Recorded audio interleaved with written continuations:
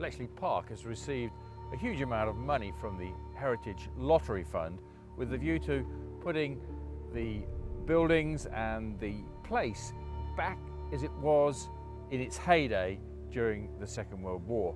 And this, which was originally a car park in the 1980s, has been taken up now and revealed the foundations of some of the original huts.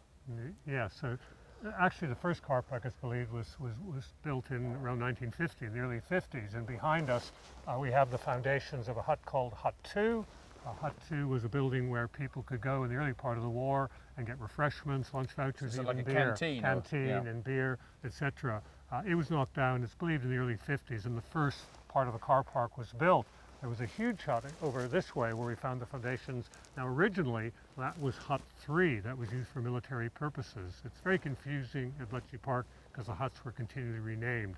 They opened in 1940, Hut 3, which is better known for translation and analysis of Enigma Air Force and Army messages. Old Hut 3 becomes Hut 9 and ends up being the main administration hut at Bletchley Park where people went to get paid, sort out their accommodation, etc. when they arrived. And that was a huge wooden hut across that way. And again, we found the foundations because this has been covered in tarmac for years. So the idea being that it'll be grassed over and there'll be a footprint, a gravel footprint of where these original huts were actually located. Yes, but also what we've never been able to do is, from an archaeological point of view, is examine the foundations, because other huts were demolished, foundations dug up.